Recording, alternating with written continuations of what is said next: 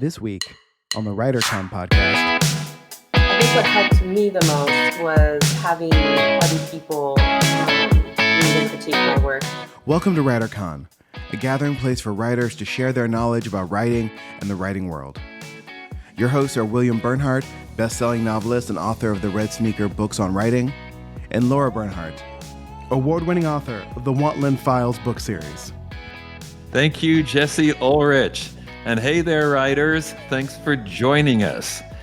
As we record this, we're just about 2 months away from the WriterCon retreat, which is at the Canebrake Luxury Resort near Tulsa, Oklahoma, and getting pretty excited about it. Lara, have you started packing your bag yet?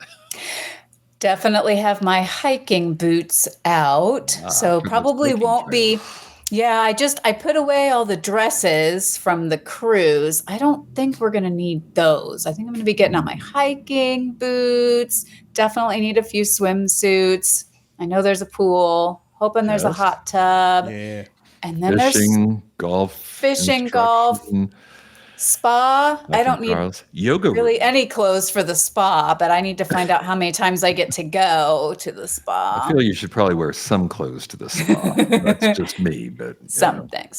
Yeah, okay. I'll crack out on my writing themed, probably t-shirts. It's gonna be July. It'll be warm. I can go t-shirts, I think. But that'll be a lot of fun because we are going to be so secluded in this beautiful place, away from everything, out where we can walk through the woods or just get inspired, let our minds wander, away from all the distractions. I feel like the other places, the other retreats have been fantastic, but we've had other things that we've wanted to do nearby. Right. And there'll also be some writing stuff we should probably Right. Yoga then I'll be teaching, yes, and maybe I'll even get some writing done. That would be good. Small group work where you can get feedback on your manuscript, which can be invaluable, right? Well, that is the most exciting part, is the opportunity to connect with more fabulous people, get to work with them on their writing. That is what it's all about. I love it. All right. Our interview today is with Becca Fox, who is the author of the Andromeda Chronicles and the Dare duology. And she's written fantasy, science fiction, romance, but her new book, Asta and the Barbarians, it's part of her series called Chosen by the Masters. And it's kind of a Gaslamp romantasy novel. People are chosen by gods and goddesses to perform certain tasks that will better the world around them. Kind of like the WriterCon retreat, come to think of it. I'm not sure she would approve of that endorsement, but I'm going to make it anyway. We will talk to Becca, who's going to be at the WriterCon conference this fall. We're going to talk to her about all this and much more. But first, the news.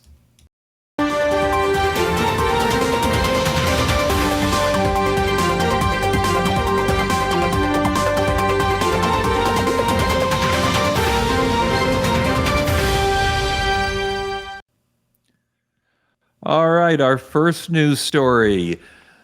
Prepare yourself for this because some people are calling it an act of betrayal. The last novel of Gabriel Garcia Marquez will be published, and some people are really mad about it. Many of you will recognize Marquez's name because he was at the forefront of what came to be called the magic realism movement, which started, of course, south of the border. His most famous novel, 100 Years of Solitude, is, in my opinion anyway, one of the 5 or 10 great novels of the 20th century. And, of course, he won the Nobel Prize, which is not too bad. But he passed a few years ago, and this Colombian laureate's children have now published his last work, which is called Until August. And they published it despite his stated wish that it should be destroyed.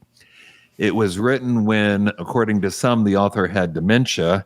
It's coming, as I said, a decade after its death on what would have been his 97th birthday.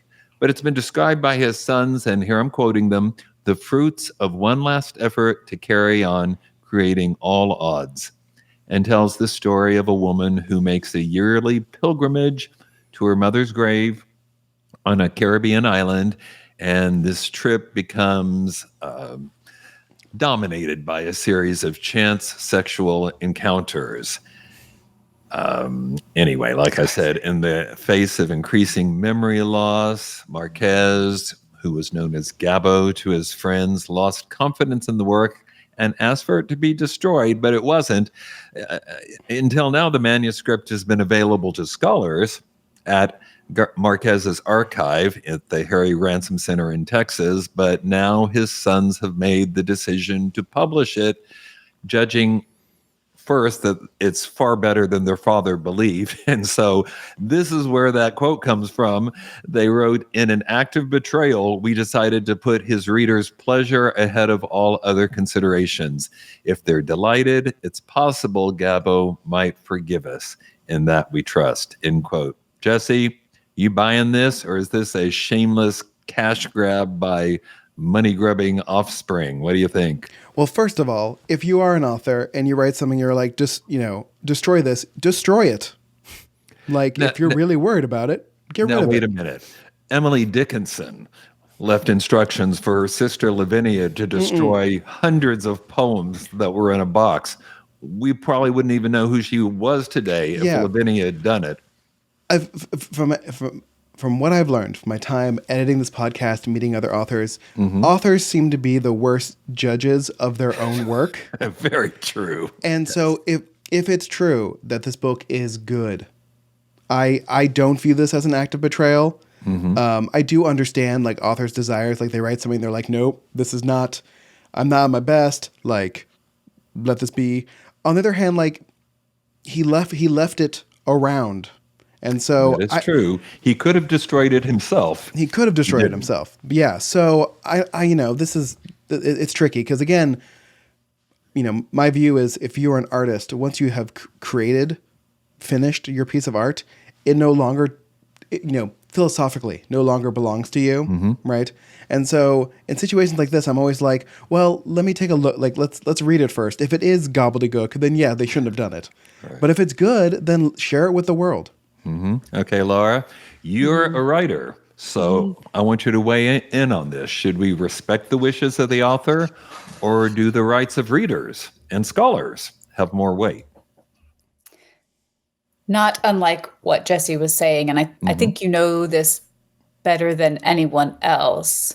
I mean, I have down days where I am convinced that I can't write anymore, or maybe never could write to begin with, and feel like trashing whatever I'm working on. And right. My current work in progress is out with preliminary readers right now, and I'm at that point where I have no confidence right now. It's a struggle. Some artists really struggle with that. Was that a reflection of, if he was starting to suffer from some early dementia that could have influenced how he was viewing his own work? I like to think that his children see the merit of it and are trying to share something they see value in with the rest of the world. I like to think that. And I like to think that my loved ones would make the right decision if I left something behind. Like Jesse said, he chose not to destroy it himself, or couldn't destroy it himself. But gosh, I don't know. That's a tough one. If someone says just throw it away, I think... Let me just tell you now in advance, there are some things I've written that I've chosen not to publish. But if I'm gone and the kids can make some money off it, go for it. Okay, thank you. Thank you. Now I don't have to deliberate and stress. I know how you feel about it.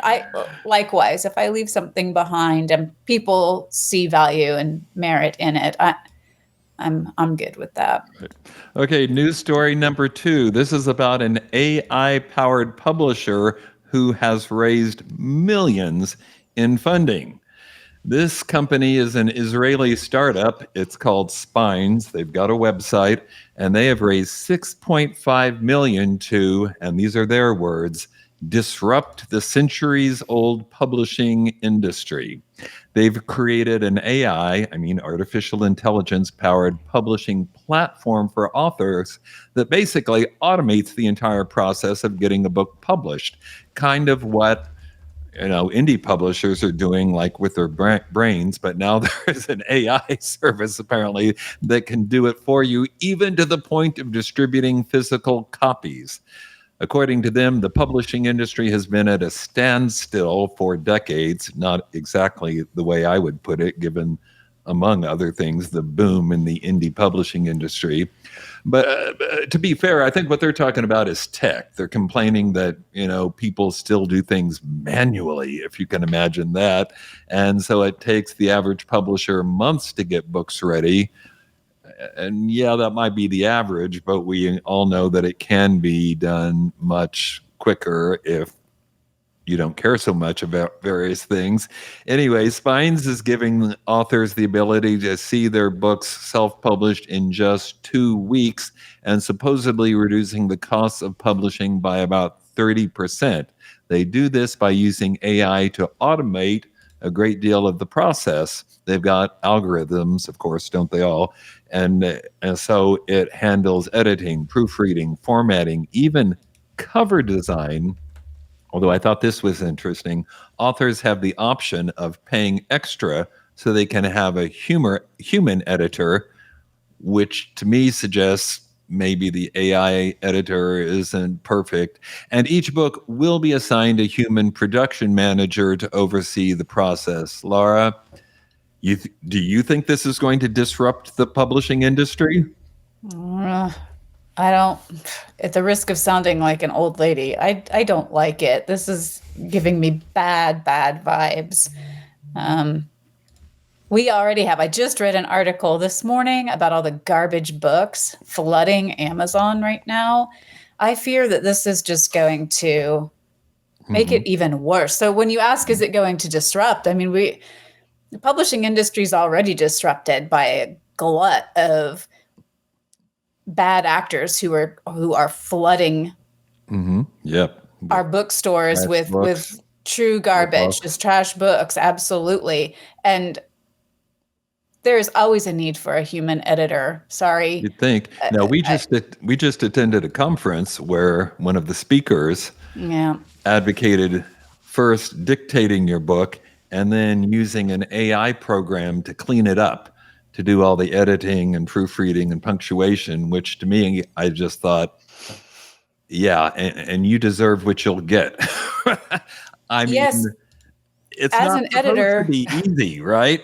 Right. And I see the suggestions and the auto corrections that are wrong. Right. There are so many things that AI just still doesn't get right unless they have improved it massively. But I don't see it. There's a big difference between, my friend Karen went to the store, or my friend Karen, she went to the store. It will always try to put that comma there, and sometimes it is wrong. And that's just one example of things that AI can't seem to differentiate between. It. Well, I certainly don't understand your style. Correct. Okay, Jesse, I'm going to give you a chance to stand up for tech. You've used AI. Can you see this taking off, or more importantly, being actually useful to writers? So it depends on what it does well and what it doesn't do well. There are still barriers to publishing that if Spines gives you the ability to do one part of it easier than it used to be, then I'm for it. I'm not for like AI doing all the different parts of it. Again, AI is great at analyzing your text. It's not great at fixing it. Right. And so if this helps writers like give it a draft and it tells them like, hey, you like reuse this word a lot, or like, hey, like you mentioned this character a lot, but we don't know anything about said character. Those things are useful, right? But I don't think it's going to revolutionize publishing. It's just another tool, especially for, I would say, self-publishing types to like do the things that you need to do to actually release a book. Right. I would be surprised, but to be fair, I have been surprised once or twice before in this business. Of course. So who knows? All right, Jesse, cue up the music. Let's talk to Becca Fox.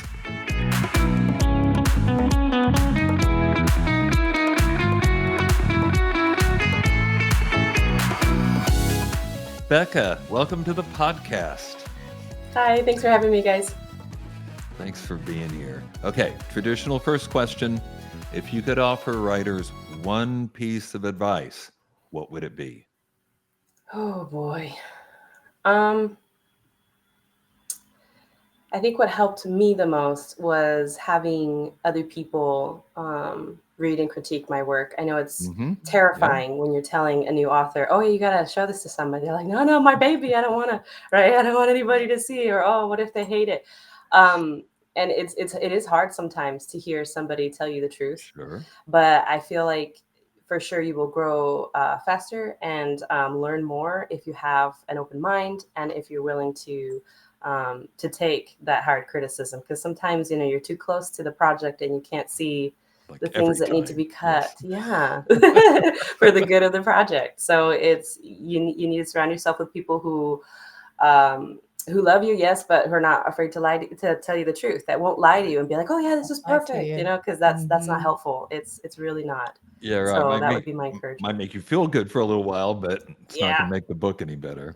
No, I love that answer because that's exactly what we do at our retreats every summer. And as we record this, I think we're about 2 months away from the WriterCon retreat. So perfect Yay. answer. A plus. Thank you.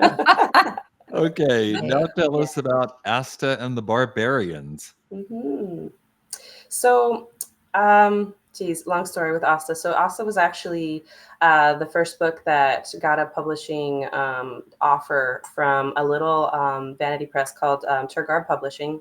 This was back in 2018, and they only published ebooks at the time. But I was just excited, to get my book out there. So I signed a contract, and we went, and it was rough. It was really rough, but I learned a lot. And the people at Turner Publishing are great. They were so supportive. They were helpful. They did everything they possibly could. But I think it was just too immature at the time, and it just wasn't. It wasn't the right time. So when the 5-year contract was up, I got the rights back for my book, and then this year I republished it through independently through Amazon, through all the Drafted Digital, all the different outlets, and now it's out there again this time after going through some heavy edits, and I'm so proud of it though. I always have been. It was my first attempt at a Gaslamp kind of fantasy.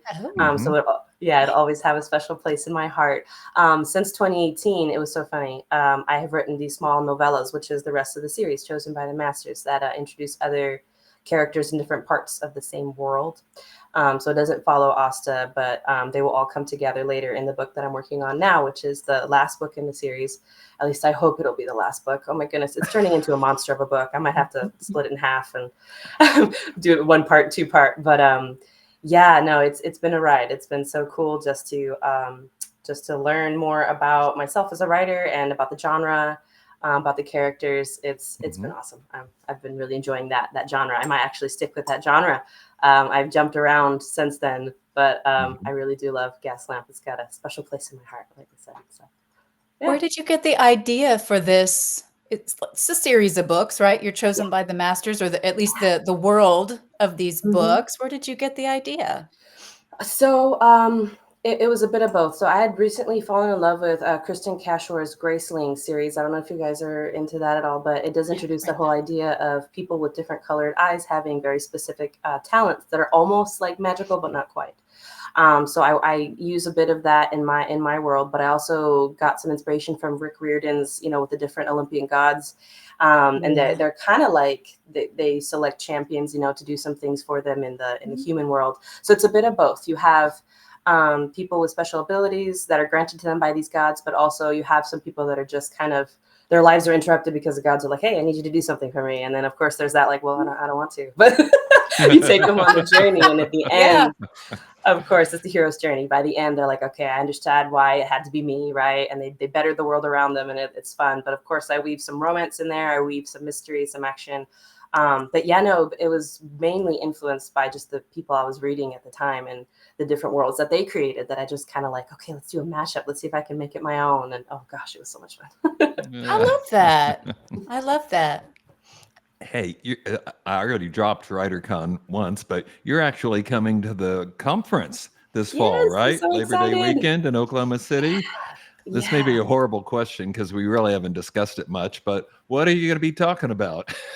That is a great question, and I will get back to you when I figure that out.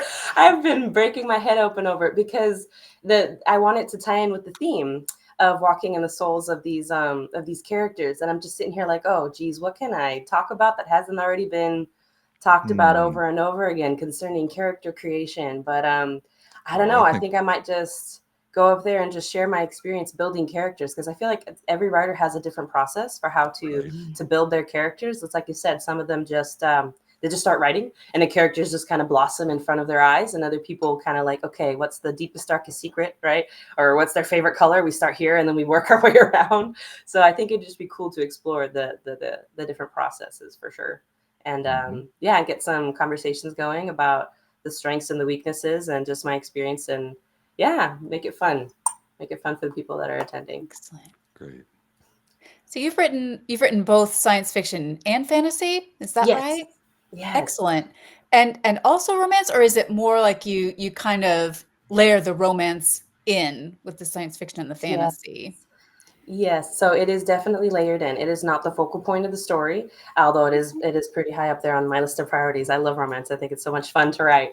But yes, so we have Gaslamp. I've written sci-fi. I even wrote like a crime kind of fiction sort of novel that stands alone that has a romance arc as well. And then I did write a duo for high school. It's like a young adult duo. It's just high school students, dealing with emotional stuff and family stuff and falling in love in the process.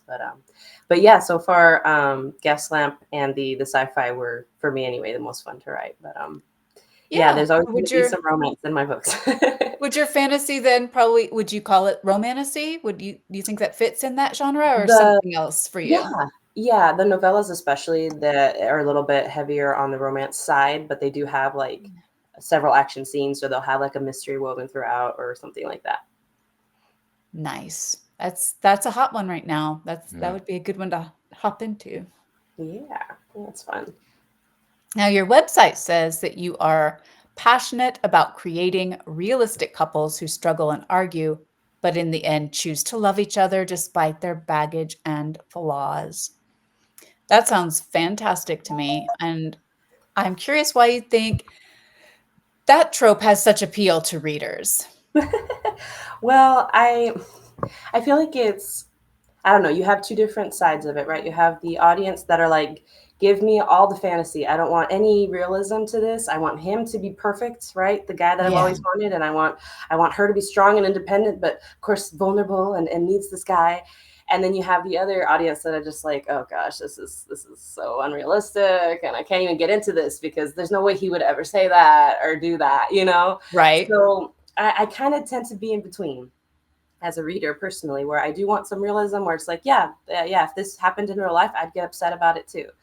But on the other hand, you want the fluttery feelings, you want the first love kind of feel to it too. So I do try to include a bit of both, but also it's been impressed upon me that the more you consume something, the more you start to believe it to a certain extent. And I feel that if we just keep pumping out those romances that are not realistic at all, then we're just setting our readers up to fail in real life. If they're looking for that one specific type of relationship, then I mean, how are they supposed to find happiness with anything else? So I guess I'm just trying to promote that side of, so we're going to argue, we're going to get mad at each other sometimes, but there's still hope, that we can make long lasting and meaningful relationships despite all that. So I've been married for 9 years now, so I have a little bit of experience in that. So I feel like it's important to pass that on for sure. No, that's brilliant. I've also heard that movies, shows, books, they set up this kind of unrealistic and unattainable ideal, and that it is starting to affect people when they're dating and trying to find someone that they want to share their life with. I kind of love that. That's brilliant. Thank you. You've mentioned character a couple of times now. And you've said that creating characters that the reader can identify with and champion is very important to you, as I think it is for all of us. But I also think maybe that's easier to say than it is to do. So how do you develop your characters? What's your process like? Wow. Okay. So I do start with the surrounding circumstances, because I do believe that circumstances do shape a character to a certain extent. But I do also think that surrounding the people that they surround themselves with will influence them as well. I do start with some very basic core values. Okay, what does she believe in? What does she hate? All right, what are some of the things she would never be caught doing? Um, but I do feel like that it's important to stick to certain values, but also to have the character learn along the way, because that's realistic as well. So sometimes there is a big decision that needs to be made that it's like, okay, this is how she would have reacted, but now I have to stop and think, okay, like based on all the experiences that she's had, like would she still make the same decision, or would it be different, and how is that going to affect the story? So it's fun to play with that as well. But lately, especially with the sci-fi trilogy, I actually sat down one of my husband's best friends, and I said, okay, the guy is a lot like you. Like, how would you approach the situation? Like, That's fantastic. like, Personal and then interviews. yes, I'll sit down like, okay, are you willing to answer some weird questions? And he's just like, sure, hit me. So I did, and he was very honest, and I feel like That's a good friend. Yay. yes, and his answers shaped the story like in a completely different direction than I would have thought. So it was so cool to be like, okay, you presented me with a new challenge now, because now I have to change the story, because that's not what I thought you were going to say at all. So it was it was really cool. But I do feel like a different. I mean, I feel like maybe guys can identify more with that story now, because it's more realistic in that sense that, oh yeah, a guy would do this. He doesn't sound as much like, I don't know, like a girl maybe. I don't know. I'd have to ask a guy. But I love that you did actual real life research and interviews for your romantic, Good work. romantasy. That's great. Yeah. Okay, here's something I loved. On your website, you talk about, and I'm quoting, describing scenery in random and sometimes annoying detail. Yeah. That's always the balance, right? Giving enough without slowing down the story. How do you approach that? Oh, geez. So a lot of read-throughs. If I stop writing in the middle of a chapter and then I start writing again later, I always have to start at the beginning of chapter and read through and be like, oh, that's a lot of definition, a lot of description of the trees and the flowers. And I'm like, I love it, but would the reader really love this? I have to like delete, like just sit there and kind of moderate myself. Yes. Or describing a room in a house that I'm like, okay, I want them to know what color the tapestries were and the rug and I'm sitting here like, but do they really care about this? Like, I have to really, really watch myself for sure. But I want them to know exactly what it looks like. And some readers are like, I don't really care. They're just scrolling, go, oh, there's conversation now. Okay. Like, I don't want to lose the reader. So I always have to remind myself, it's not about me. It's what is the reader, what is important for the reader to know, and then let them use their imagination, but it is hard. I do love to describe everything for sure. That's great. No, because you know to go back and double check and maybe cut a little bit. That's good. Yeah. We have a lot of aspiring writers in our audience, so it's great for them to hear the processes that authors go through. Can you describe your path to publication? How you got started?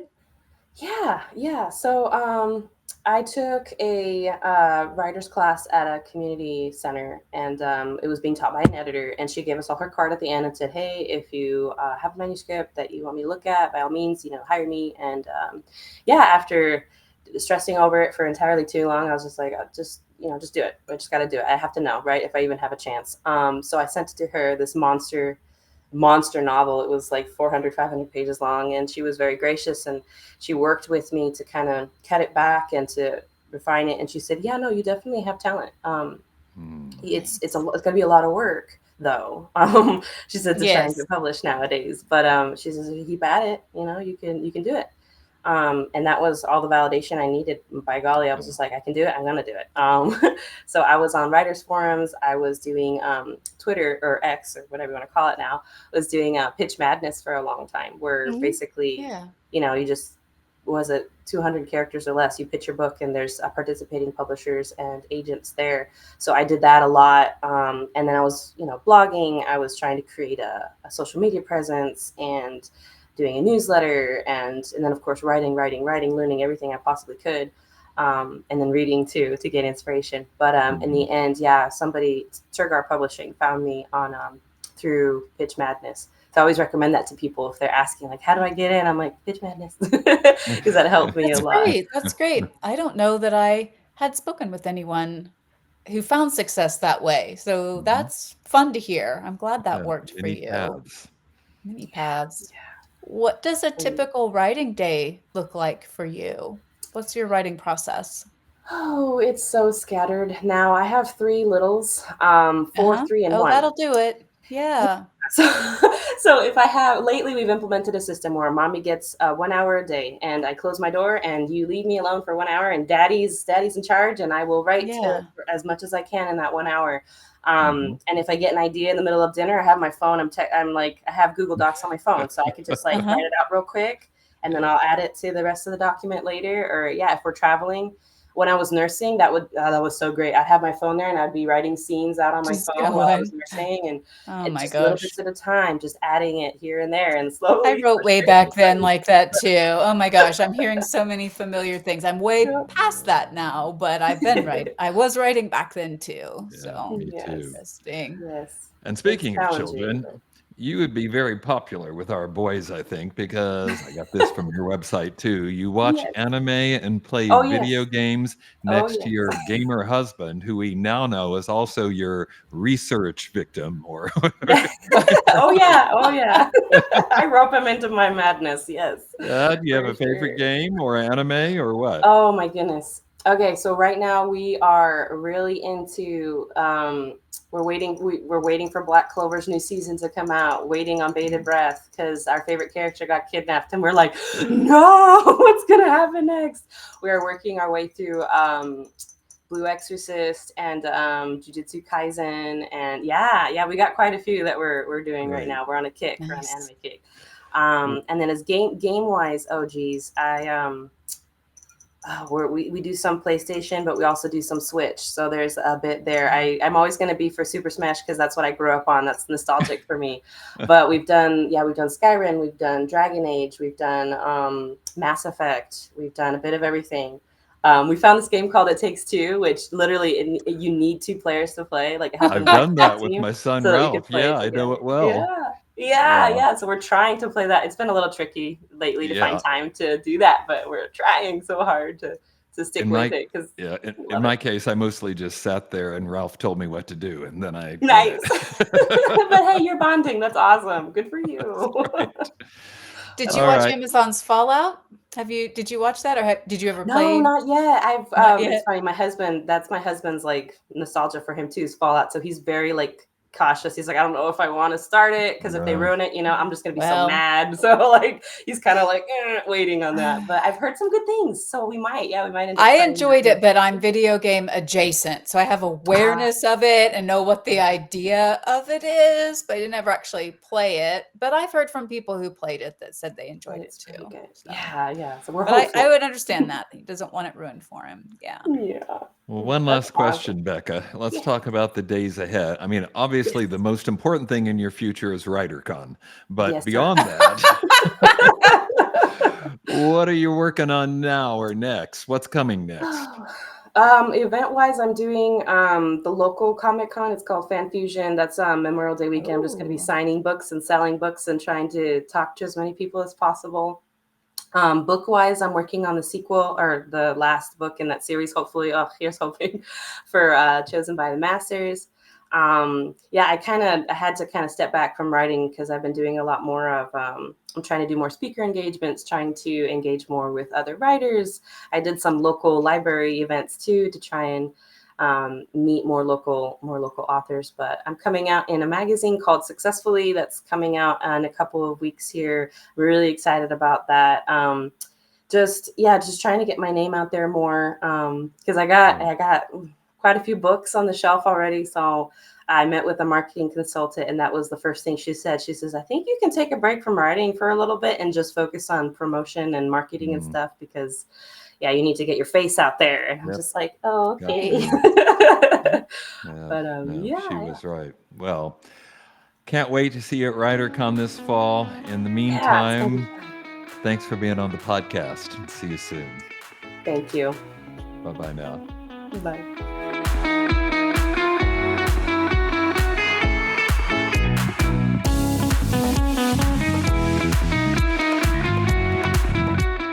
Parting words, of course, we already mentioned the WriterCon retreat, which is coming up in July.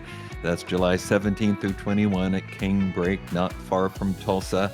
And also, don't forget the WriterCon conference, because Becca will be there and Lara and I will be there, and about 50 other speakers and about 70 different sessions over the course of 3 days.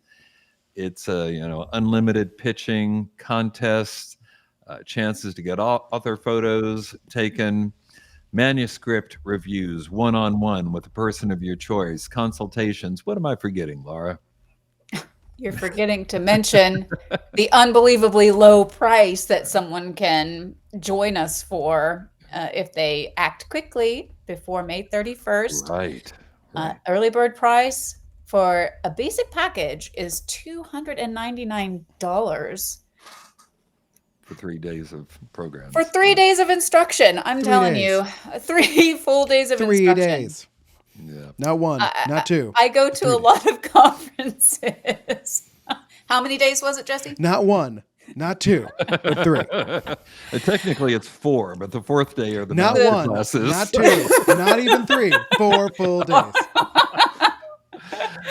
Look, I have attended a lot of retreats and conferences myself, and I've never seen one at this price. I almost always have to pay more, and I'm not going to be ugly about them, but the quality of ours is just so high. I know that I'm not objective when it comes to this, but I truly do believe our quality is much better. I learn things every year at our conference, every year. And I have sometimes been to other events where I walked away and thought, didn't really learn anything. And that's frustrating to me. So the value for what you're spending is something to consider. Well, great. And if you want to learn about the retreat or the conference or any of the other things we do at WriterCon, go to the website. It's writercon.com. All right. Thanks for listening, everybody. And hey, remember, keep writing. You cannot fail if you refuse to quit. See you next time.